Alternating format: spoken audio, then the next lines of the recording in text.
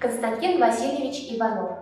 Невероятно талантливый человек, основоположник чуварской литературы и поэзии, переводчик, педагог. Константин Васильевич Иванов прожил всего 24 года, но его имя вошло в сокровищницу мировой классической литературы. Он родился в селе Слакбаш Белебеевского уезда Уфимской губернии, ныне Белебеевского района Республики Башкортостан. С самого детства Константин проявлял талант в живописи, музыке, увлекался народной поэзией.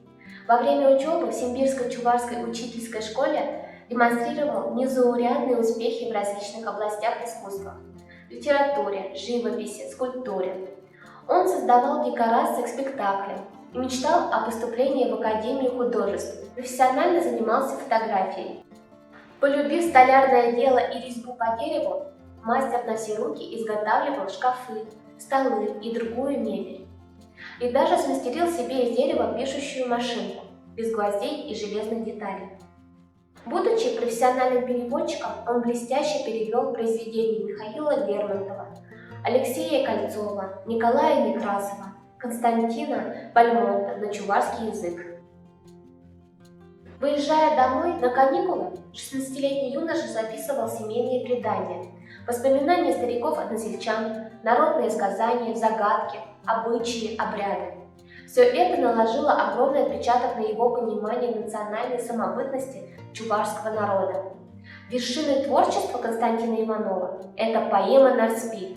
Он написал ее в возрасте 17 лет. В первом издании произведение было названо «Предание». Уже позднее ученые определили ее особое жанровое своеобразие – лиро-эпическая поэма. Она написана 20-строчными блоками, которые называют ивановской строфой. Поэмой «Нарспи» Константин Иванов показал, каким красивым может быть чуварский язык. Ведь тогда поговаривали, что чуварский язык беден, что на нем ничего не напишешь. Он рассказал о чуварской жизни, о радостях и горестях, о силе любви и ненависти, так что о чуварской жизни еще не писалось. Недаром Нарспи считают энциклопедией жизни чуварского народа, так же, как Евгений Онегин Александра Пушкина, энциклопедией русской жизни.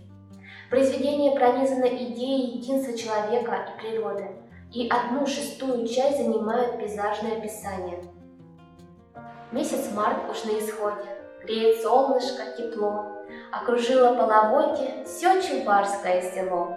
Почернели прежде взгорья, после снег с полей сошел, в зеленеющем уборе заиграл под солнцем дол. Поэма «Нарспи» переведена на 17 языков мира и является источником вдохновения для поэтов, художников, композиторов, актеров и режиссеров. Ее ставят на сценах театров всего мира.